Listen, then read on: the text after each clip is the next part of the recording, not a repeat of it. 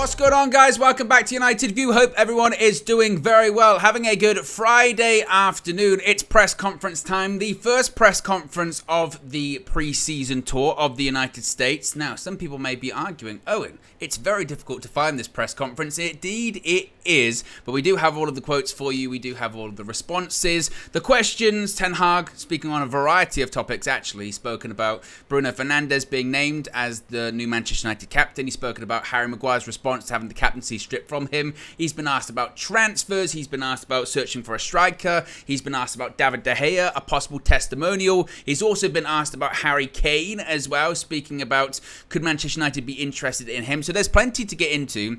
Obviously, the quote's going to continue to come in as well. He was also, it was quite a funny moment because he was asked about Bruno Fernandes becoming the new Manchester United manager. He went, whoa, manager? Have I been replaced? Maybe the jet lag was hitting some of the journalists quite hard over there in the US. So plenty to get into, and some little bits of news as well. A little bit about Rasmus Højlund, possibly PSG interested. Reports coming out suggesting that they are, like Jaws, circling the player and possibly would be willing to bid higher maybe than Manchester United would be. So is there a need or a cause for concern for Manchester United? We'll touch on that.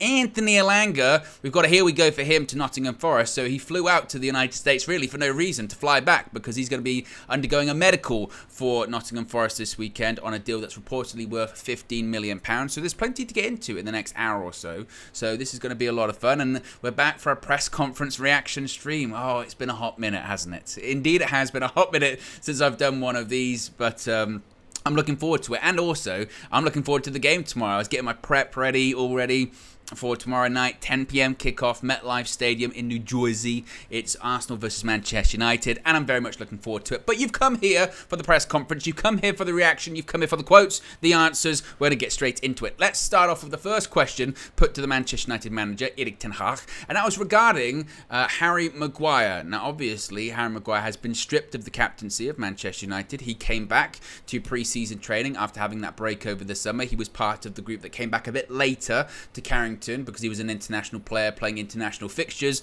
after the FA Cup final at the beginning of June. And on the second day back, he was asked. He spoke rather to Erik ten Hag. Harry Maguire did, and he was told that he would no longer be the Manchester United captain. He was stripped of the captaincy. Ten Hag wanted to go in a different direction, an alternative direction. When asked about this, Erik ten Hag said, quote, "Everyone can understand that for a player it's disappointing. It can also work out very well for them, for the team and Harry. He is an important player. We have 4 centre-backs. We need 4 centre-backs minimum. We are pleased to have Harry in our squad." Now, this is rather curious, isn't it? This is rather curious that he says we need 4 centre-backs minimum, because if you want to be really, really sneaky about this, you go, let's count them, folks. We have got Rafael Varane. We have got Lisandro Martinez. We have got Victor Lindelof. Now, I don't think you would include Luke Shaw as an actual centre-back because he's a left-back. He's a left-back that can play centre-back. So that would imply that Harry Maguire is the 4th centre-back. But at the moment, there's this other person called Johnny Evans coming in. Now, could Johnny Evans be the 4th if Harry Maguire leaves? And then you get the 4th there. That's my maths at the moment. Possibly that might be why I think Johnny Evans is being stuck around. And that is why I think those reports that I saw Rob Dawson say it, I saw Laurie Whitwell say it, I think even Simon Stone said it as well, that, hey, Johnny Evans, they are not ruling out a longer-term deal for him. As of right now, short-term deal. He has flown out with the squad to the United States. He's going to be playing in California, along with the academy players for that game against Wrexham at Snapdragon Stadium. But they are not ruling out the possibility of him getting a deal, let's say, to the end of the season, because Ten Hag said it right there. He said, we need 4 centre-backs minimum. And in a transfer window where you need to sell players, you need to raise funds, Harry Maguire is one of those chips that you might have to cash in to raise some funds, to get a Rasmus Højlund, to get an Amrabat, and to get whoever else that Manchester United want to get in this transfer window. So we also have to remember, this is an important thing too in these press conferences, that everything we have heard from Erik ten Hag today may or may not be true. Who knows whether he's telling the truth or not? We have found out that what he says in the press conference and what is reality could be 2 different things. He might as well have finished off the press conference by saying, "I forgot to tell you." Yeah. I lied! That could happen. right? So that is, take everything he says in this press conference with a pinch of salt. But I do agree with partially of what he's saying there. I think he's intimating that maybe taking the pressure off Harry Maguire could benefit him. There's less of a spotlight on him. The problem is that he was the captain. So even though you take the captain's armband off him, he will still have the pressure on him. He will still have the spotlight on him. He's still the £80 million player. He's still the guy that stuck the fingers in the ears. He's got nothing to prove. This, that, and the other. For the sake of his career, I think he needs to leave. He is not good enough to play for Manchester United. He was not good enough to be the Manchester United captain. Step one has been completed. I think the next best step for him, for his career, is a move elsewhere. So, again, because there'll be no more issues when it comes to international football for him, because then Gareth Southgate can pick him to his heart's content, because he'll be playing every single game as well. That's what he'll be doing. So, he says that it's important to have those 4 centre-backs minimum. They are pleased to have Harry in the squad, but again, this is Ten Hag. What he says in these press conferences and what is actually the truth can be sometimes a bit opposite as well. Lux still says Johnny Evans doesn't count. He's just here for training and pre-season. There's no way they offer him a contract. I honestly think Luxil, and I think those people that are very much, and maybe you fall into this category of there's no way it's going to happen, part of me really does think it might happen. I really do, particularly, again, if Harry Maguire goes. I think he realises the financial fair play constraints that United have, and they're looking at securing Rasmus Højlund, they're looking at securing Amrabat, obviously they're looking to get the goalkeeper as well, Suzuki from Japan, and they realise, actually, if we get rid of Maguire to help facilitate those moves, we might just not have the money to bring in a replacement for a Harry Maguire that is £20 million, £30 million, £40 million, whatever it may be. And the easiest option for them in this current circumstance might be, let's give Johnny Evans a year-long contract. He's 4th choice by a technicality, but he's really a 5th choice, actually, because if push comes to shove, he'd probably play Luke Shaw at centre-back first before he played Johnny Evans. So, and that was what I said a few days ago, and people were like, no, this is just, no, it's embarrassing. I really think that could be a possibility. I really, really do.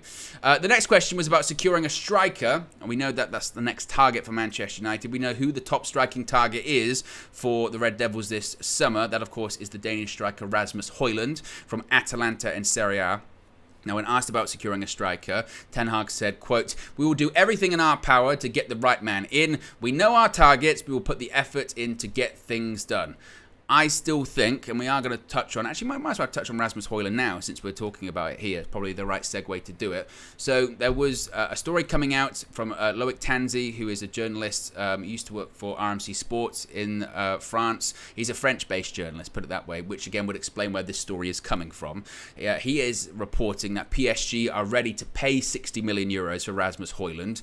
Luis Campos, the sporting director for PSG, and his agent have been discussing figures for several weeks now. PSG, though, they're in a bit of a similar situation to United, where they're hoping to sell some players first before moving for Rasmus Højlund. However, Fabrizio Romano has kind of backed up his own report by suggesting that Manchester United's plan regarding Rasmus Højlund remains the same now, and that is to bid for Rasmus Højlund very soon to avoid a PSG hijack. This was something that he had said yesterday. PSG, he confirms, are speaking to the players' camp, but Manchester United have agreed terms of Højlund and are still speaking to Atalanta, which again kind of just backs up what he was saying previously. The French journalist Loic Tanzi is also saying, though, that PSG won't have any major difficulties in signing Rasmus Højlund, i.e. they'd be willing and be able to pay the fee. They won't have any financial issues. They're just going to have to sell some players first. But Manchester United reportedly have their doubts regarding matching Atalanta's demands for Rasmus Højlund. But again, that's not a new story. Their initial valuation of Rasmus Højlund reportedly was £86 million. I think not just Manchester United, I think every single Manchester United fan had their doubts about matching Atalanta's demands. And Manchester United have had doubts about matching the demands of every signing they've made this summer, whether it was Mason Mount from Chelsea or Andre Onana from Inter Milan. The club, the selling club starts out here, they work their way down. Manchester United start here, they work their way up. That's how it's worked so far. And yes, I think they're going to maybe try and speed up their process to avoid a PSG hijack, but I saw this and I saw people getting really worried and concerned. PSG are going to come in, they're going to sweep in, they're going to take Rasmus Højlund, because of course they can do deals quicker than United. We are historically slow at doing deals. Granted, actually this summer we're basically on the pace of everyone else in terms of doing transfers, but I don't see a need to be worried just yet. If PSG do put a bid in, then maybe that's where we should start to be worried. But by all accounts, this is the move that Højlund wants. And these talks, whilst there hasn't been a formal bid put in by United yet, these talks have been ongoing for a while. And again, I think that I still think we'll sign Rasmus Højlund. I'm still fairly confident of that. You've also got the situation where he's represented by the same agency as Erik ten Hag too. So I think again, you can't just knock it and say, it's bullshit, it's not true, because it's coming from a journalist based in France. But at the same time, again, it's not coming from, you could get the Fabrizio Romano comes out and says, no, it's nothing really changed. It's just an exploration on the story that was put out there yesterday. PSG are interested. PSG have always been interested. They're circling the player. But United feel like they're in pole position, and the idea of, well, maybe they'll pay what Atalanta want and United won't. Well, they're saying there in this report, PSG, they're willing to pay 60 million euros, which is in the 50 million pound region, which is what United want to pay for him anyway. I mean, it's rumoured it might cost 50 to 55 million quid. That's in that 60 million euro ballpark. So again, I'm still, as of right now, I'm not super worried. But, I mean, obviously that could change. Again, if they put in an actual official bid, things could change. But United, by all accounts, they're looking to put in an official bid as well at the moment too. So, as Ten Hag says, they're going to do everything in their power to get the right man in. They know the targets. One of those targets is Rasmus Højlund as well. And they're going to put the effort in to get that deal done. Now, speaking about the captaincy, we spoke about Harry Maguire, his reaction to being stripped of the Manchester United captaincy. Ten Hag was asked about Bruno Fernandes accepting the Manchester United captain's role. Ten Hag responded regarding his sort of decision process and his rationale for giving Bruno the armband on a permanent basis. He said, quote, "Across our squad, we have more leaders. You need a team of leaders, team players, specialists, and motivational players.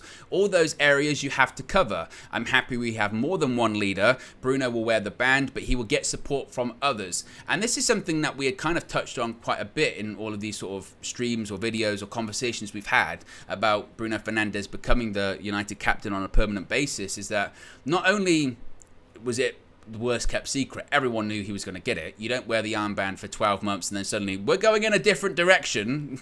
Bruno was always going to get it.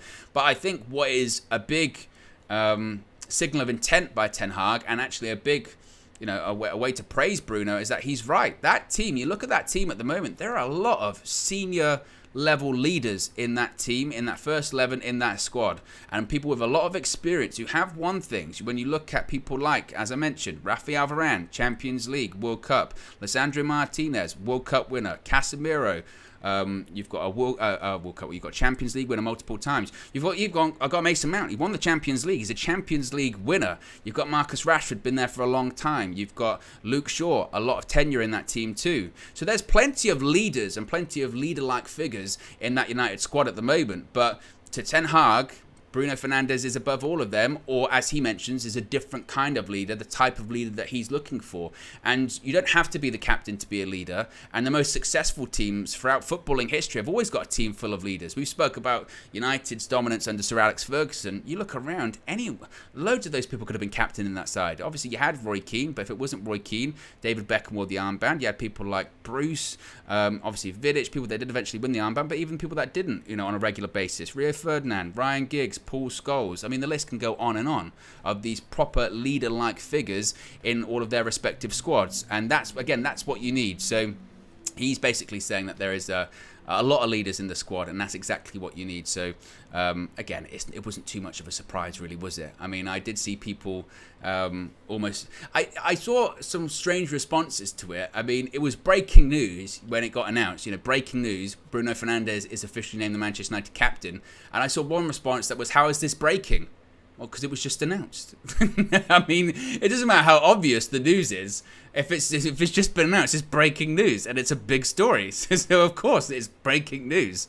I mean, yeah, no one was surprised by it, but does breaking news have to mean nobody saw it coming? Surprising. For instance, when Andre Onana was announced as the latest Manchester United signing yesterday, it was breaking news. Everyone knew it was going to happen, but it's still breaking news. I was like, I'm not sure why we're getting involved in the semantics of breaking news here, but there you go. That's social media for you.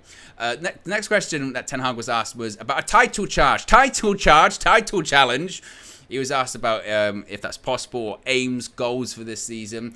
And Ten Hag said, quote, "We want to win every game. As we have shown in last season, we can beat all the teams. Now we have to do it on a consistent basis. So that is absolutely one of our objectives, to be more consistent. And then we will see. We want to play at a higher level, raise the bar, lift the demands, and we will see. It's strong competition, but we can beat any club." And he's absolutely right. We can beat any club. We proved it last season. We beat the best of the best at home. Not so much away from home last season, but we did prove that we are a team, last season anyway, that on our day, we can beat anyone. We've beaten top quality teams, whether it is Man City, whether it's Arsenal, whether it's Liverpool, whether it's Barcelona, whether it's whoever you want to point out, we beat them. We beat those big teams last season. Granted, there might have been a couple we didn't. Newcastle and Brighton, we didn't beat them. But the point being is, those big teams that people worry about, those big teams that people go, "Oh, I'm feeling a bit nervous about playing them," we beat them last season. And now, to his point, it's the case of being more consistent. And also the next step is having those kind of performances and those results away from home. I think in the Premier League, you can make an argument that any team, or any big team, you would expect to at least get close to getting a result against anyone at home, if that makes sense. Grammatically all over the point. But my point being is, for instance, Liverpool would expect to beat most teams at home. Man City, they beat everyone basically at home. Arsenal, the same. Those big teams, Newcastle now, you don't want to go to St. James's Park. And United fell into that category last season, but the real top tier teams go away from home to those difficult grounds, to those big away games, like Anfield, like the Emirates, like the Etihad, like St. James's Park, and they get results that make you go, I didn't expect them to get that. That's a proper statement of intent. And that's the next challenge for us, I think, this season. I mean, you know, we're not going to be playing, I think, as much football probably as we were last season. I mean, I guess you never know. We might be late into the competitions like we were this past season, but maybe not. Obviously, the World Cup won't be a hindrance throughout December, which you would think will lead to the players maybe being a bit more fresh, even though in reality they didn't actually play that much more football than they would have anyway. So the point being is, that's the next step for us, isn't it? Is to be consistent and beat those big teams on a more consistent basis, I think particularly away from home as well. So that's the aim. But as far as title charge or anything like that, a bit too early to say, to say about that. I mean, obviously, look, Man United in years gone past, that was the minimum. The minimum expectation is win the league, or at the very least go very, very close to. And now I can't remember the last time I went into a season going, are we going to win the league this season? I can't even remember. Maybe a couple of seasons ago in Ollie's third year, and it was like, right, he's got Ronaldo, he's got Sancho, he's been with this team for 3 seasons, this is the one, and it completely just fell apart. So the standards certainly have dropped in that respect, but we're not there just yet when it comes to all that kind of stuff. Akshay is the latest member of the UV Members Club. Welcome to you. You can join him in the UV Members Club by clicking the link in the video description. It's also the pinned comment in the live chat. You get your badges, your emojis, and your exclusive members-only content. He also says, meeting the guys later today in NYC. Yes, Flex, KG, and Just Josh, Graphics Guru, Visual Ninja. They're going to be at a New York, or it's like a US Reds meetup or something like that. All of the details, because we are getting loads of messages, loads of DMs about where are you guys? How can I meet up? How can I meet you? How can I, have a chat? All that kind of stuff. All of those details are on our socials, particularly Instagram. If you go to at United View TV on Instagram, you'll be able to find all of the information regarding that. It's on our stories, and you have the location, the time, the place, all that fun stuff. So check it out there if you indeed want to meet up with the guys. Lil Yo-Yo says, Owen, do you know any Big and Small songs? Of course I do. I'm not that much of a square, What's it? Juicy, Big Papa, how you say it? Old Thing Back. Come on, Hypnotize. I mean, I know I'm not that guy, but I know a few. I'm not that bad. I'm not that bad. I'm bad when it comes to that, but I'm not that bad. So, yeah, cultured, very cultured. Yeah, but people weren't expecting it. If that's not worth a like, I don't know what is. So I surprised people today. Spent about 20 minutes researching all of those songs up before I went live, just in case. I'm only joking. Am I? I don't know. Next question was about David De Gea. Obviously, De Gea's departure. There's been questions about testimonials. What's the plan regarding De Gea? Is there any way to do like a special thank you considering his years of service at the club? And really the decision regarding his exit in the first place. Why did United not decide to renew his contract? Why and how did Ten Hag come to that decision? And Ten Hag said, quote, David has made a contribution to our results last year, all the clean sheets he made, but also always a team performance because we defend with 11 rather. It was obvious David played a big role, a huge contribution, but there is a time for every player to leave the club. It was the right moment from our perspective. And that really is the key thing, I think there, isn't it? And that is really a confirmation of what we've been talking about here. When we were talking about you get to the end of the contract, and United had a decision to make, and Ten Hag had a decision to make. Do I want to carry on with this guy? If I give him a new deal, you don't give David De Gea a 1-year contract. You give him a 2-year deal, maybe a 3-year deal. And he probably thought, is this really what I want? Is this really the direction I want us to go in? Or is now the right time? I say it a million times here. Timing is everything in football. And it was the right time. And this comes from someone that was defending De Gea a lot last season. But his contract came up and they had the opportunity to get a new goalkeeper. It was a goalkeeper's market. There were a lot of top quality goalkeepers available. Even if it wasn't Andre Onana, there was Costa from Porto. There was Raya from Brentford. You know, these players, goalkeepers that people were interested in, and certainly United fans wanted us to get. And again, it was the right time. And as Ten Hag says, but there is a time for every player to leave the club.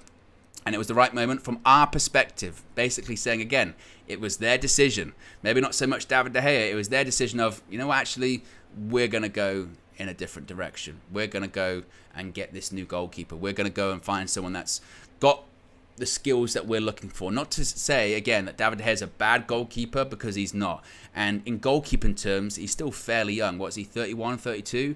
As a goalkeeper, he could still play for 8 more years. Edwin van der Sar played till he's nearly 41. So David De Gea, I'm sure, will go somewhere else, and I'm sure he'll do well.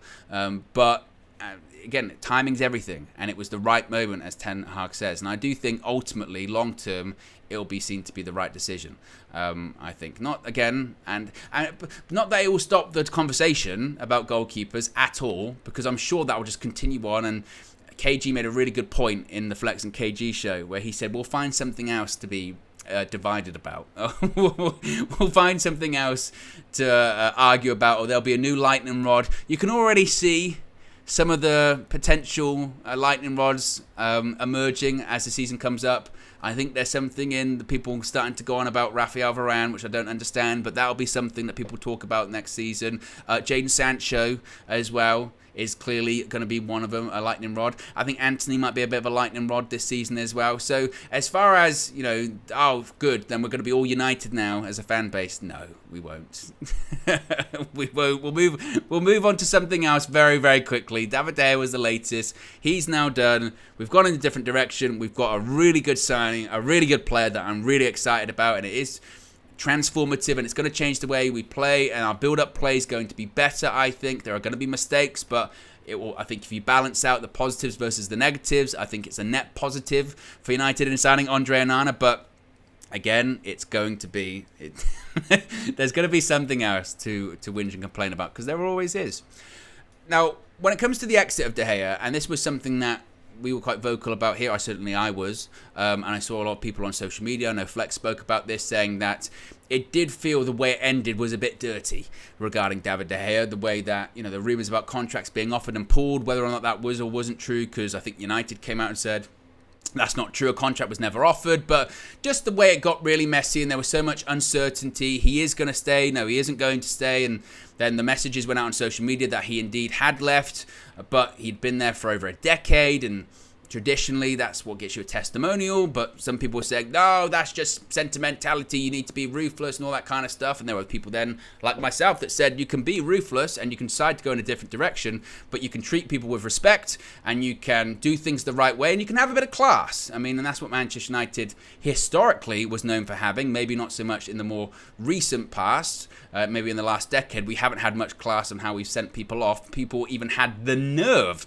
to compare us to go like, look at Real Madrid, how they've treated some of their legends exiting, or Barcelona. It doesn't matter. We don't want to be that guy.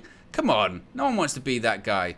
So, The point being is that when it comes to De Gea, he should have had a better send off. So the question was asked to Erik ten Hag: is he going to get a proper send-off? And Ten Hag said, yes, he made a big contribution. If it was up to me, then David, after 545 games and all of his contributions in such a long period, it's massive what he did. He's a legend, so we have to say farewell with all the fans, absolutely. So Ten Hag suggesting there that, you know, there is at least a desire from his point of view to have a testimonial or some kind of a send-off. Again, how they would do that logistically at this point, I don't know. I mean, Man United now in the middle of the preseason or beginning of the preseason tour. David De Gea's actively looking for another club, and he's going to be busy with that. And then when he does sign, wherever eventually he signs, he's then got to be involved in their preseason training and all of their match day stuff and all that kind of stuff. So I don't know logistically again when that would be able to happen. Whether it would be, I don't know, during an international break, but then some players wouldn't be available, or maybe at the end of this up-and-coming season. I'm not sure. I'm not sure, again, how they would fit that in logistically, but there's a hope. Now, this goes to show why you should plan things. If you had planned things out better, and you figured out around April, we don't want to give David De Gea a new contract, he's going to go, then you could plan something towards, you know, just after the season ended. You could do something. I see some people talking about maybe that preseason game at Old Trafford against Lens. That might be the time to do it. But again, by that point, we don't know what David De Gea is going to be doing. He might still be in preseason training with another club. He might be involved in something else. I mean, we don't know. Again, logistically, it's going to be quite difficult. But at least there's a desire to do that. Again, whether or not it actually happens, I don't know. Erik ten Hag was also asked about Harry Kane, asking if Manchester United were interested in the Spurs striker, or if they were considering offers, or if they were monitoring him or his situation, his status. Ten Hag said, as you would expect, I don't talk about specific players who are under contract at another club, which is exactly what he said last season when he was asked about any signing, particularly when he was asked about Frankie de Jong a million times during the tour last year. He was asked about him and a possible move from Barcelona, and as he said, I don't talk about players or specific players that are under contract with other clubs. I understand why journalists ask the question, because they have to, because you never know what the response is going to be. Most of the time you know, but they might say something or you might provoke a reaction. And if you do, then you get your headline, you get your clip, you get your viral moment. They've got to do it. I understand it, but you know what he's going to say. Every single time you know he's going to say, well, I'm not going to talk about it. So if I'm not going to talk about it, you're not really going to get that much of an answer.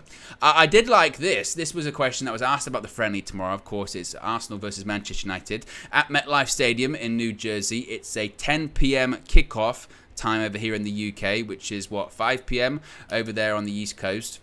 And we're going to be covering it live here. We're going to be in the Asylum for a match view. And Flex and KG, of course, are going to be there inside the stadium as well. So there's going to be plenty of build-up, plenty of reaction, plenty of fan views. You name it, we're going to be covering it. Also as well, keep an eye out. We've got an extra special match preview coming tomorrow morning, 9 a.m. A really, really exciting one. I'm not going to give too much away, but an amazing match preview is coming, previewing that game later on in the evening. So that's tomorrow at 9 a.m. So be sure to subscribe, bottom right-hand corner. Click those notification bells, and you'll see what I'm referring to, what I'm hinting at, because it's well worth a watch. But when asked about that friendly against Arsenal and the other friendlies upcoming, Ten Hag said, quote, "We don't play friendly games," which I like, because I've seen a lot of people saying this, and it is true that pre-season friendlies are so odd when you play Premier League clubs, because obviously if we lose, the reaction is, who gives a shit? It's pre-season. What? How embarrassing for you, celebrating a pre-season victory. Oh, you're so shameless. Look at you, pathetic. But if we win, never let them live it down. Ever, ever, ever. Never, ever let them live it down. Constantly keep going. Oh, you're terrible. We're not even at our full strength just yet. We haven't even got all of our signings in. I don't know. You should be embarrassed. Look at you, your 3 signings. Over £100 million for Declan Rice, and we still beat you. You should be ashamed of yourself. It's a bit like us last year. We won the Bangkok Trophy. We're still talking about it today. We won the double last year, the Carabao Cup and the Bangkok Trophy. So, but that's pre-season. It's kind of just fun, isn't it? But I'm sure, obviously you can't play it as a friendly. I think that's what Ten Hag's referring to. But even me as a fan, I'm watching this tomorrow going, God, I hope we win. I really, really, really hope that we win, because I just can't take it with some of these Arsenal fans at the moment. You would think after one decent season where they finished second, and that's all they did, by the way, they finished second like they have done over the course of the last decade. They finished second before. they finished second before, but you would have thought, they're the greatest team in the world. I just don't understand their greatness. That's maybe the conclusion that I have to come to. I just don't understand Arsenal's greatness. They're just, and you don't get it.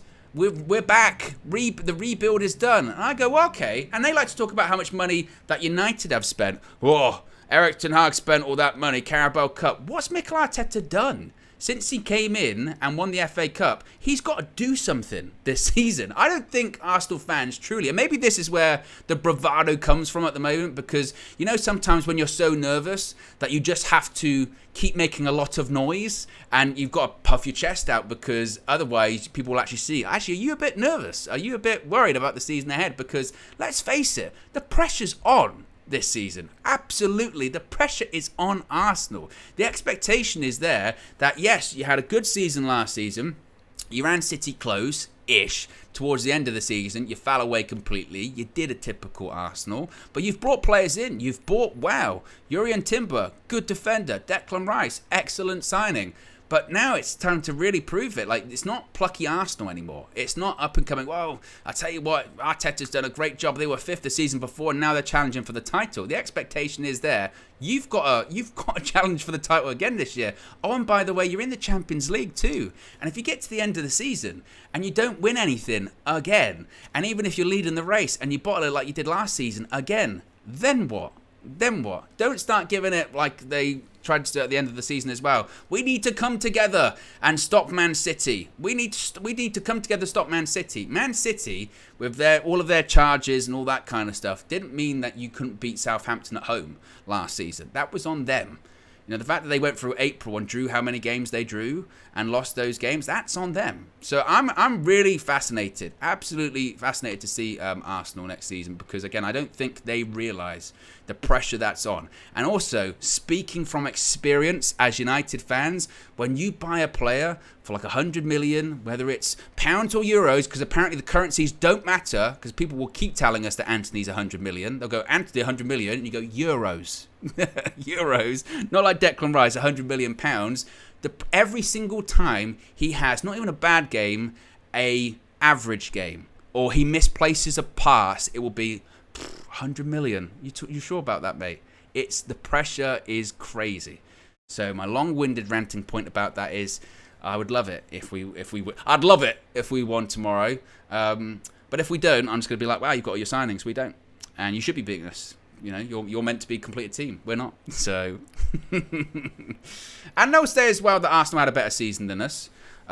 Which you go, how? What did you do that United didn't? Okay, you finished second in the league by 9 points? Did you win a trophy? No.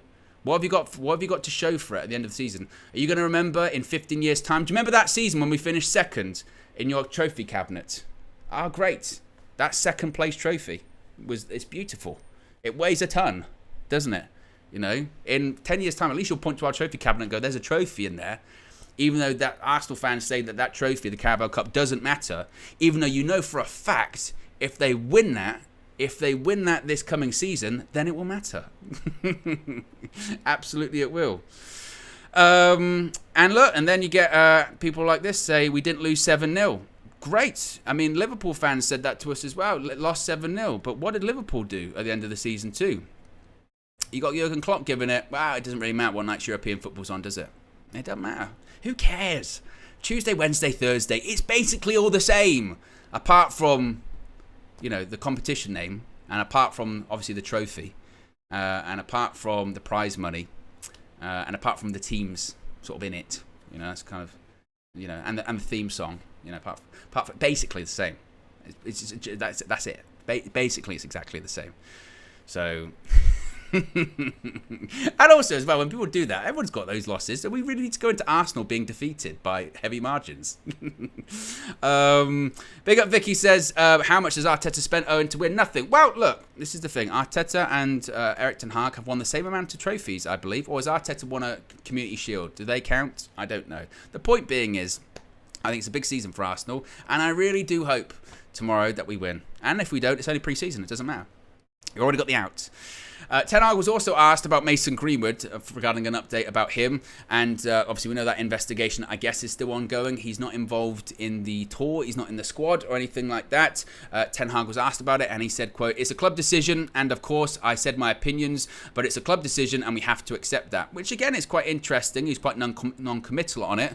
The last thing I think we had really heard about that was that there might have been a loan or anything like that, but as of right now, again, the club hasn't made a decision, or that investigation, I guess, is still ongoing, but the expectation is he's probably going to go out on loan as well. So, but until then, again, I still don't think it's really appropriate to speculate too much on it or anything like that, or use it for clicks or thumbnails or whatever, because it's just, it's not that kind of subject matter. It really isn't. Also, just before I do wrap things up, did want to chat very, very briefly about Anthony Elanga. Anthony Elanga is to be a Nottingham Forest player by the end of the week, by all accounts, according to Fabrizio Romano. We have a here we go from him as well. He has said that Anthony Elanga to Nottingham Forest will be completed by the end of the week. It's a permanent transfer, verbally agreed. The fee is close to £15 million to Manchester United. There's also the green light from the player. The expectation is he's now going to fly back to the UK or fly out to wherever Forest are. I don't actually know where their pre-season tour is, but a medical was booked for over the weekend, which he is going to have, and then he'll be a United player. What are your thoughts on £15 million? I mean, in an ideal world, it would have been something like 20, you know. It would have been, an ideal would have been something like 20. 15's okay. I do still look at that and go, oh, he's a homegrown talent. He's played in the Champions League, scored goals in the Champions League. International player, he plays for Sweden. But 15 million, that's not the end of the world. I think that's a decent deal for United. The one I'm more concerned about is Dean Henderson. There were reports and rumours today suggesting that, well, there's a report from Fabrizio Romano himself actually, suggesting that Forest were looking for a Dean Henderson loan, which to me is absolutely off. No chance, no way. If they're looking for a loan, then call the whole thing off. Find somewhere else for him to go, because we need money. We need cash. If we're going to be signing Rasmus Højlund and other players this summer, we need money. Now, there could be an obligation to buy, not even an option, an obligation, i.e. it's mandatory. So for FFP purchases, you've technically already got the money. You're just going to be getting it a bit later on. But United need that money now. United want that money now, and to see Henderson go back out on loan again would be really disappointing, considering that last season there was an expectation he was going to get sold, and then when he got loaned out, the reaction was, why are we loaning him out? why are we loaning him out? What's going on with that? So again, I think that United hopefully will be waiting on a permanent deal. Those talks reportedly are still ongoing, and they're kind of discussions for both loan deals or possibly a permanent deal. So I think United, that's what they'll be pushing for as well. Some other outgoings too. Obviously, there was all this talk about Alex Telles and that transfer falling through. Well, it was reported today by Samuel Luckhurst, and then Fabrizio Romano kind of expanded on it as well, that Manchester United are still hopeful that this deal for Alex Telles to Al Nassr is still going to get done. Manchester United hope to get all of the documents signed for Alex Telles by the end of the week, after this verbal agreement reached with Al Nassr on Wednesday. So there is still a hope and an expectation that's going to happen.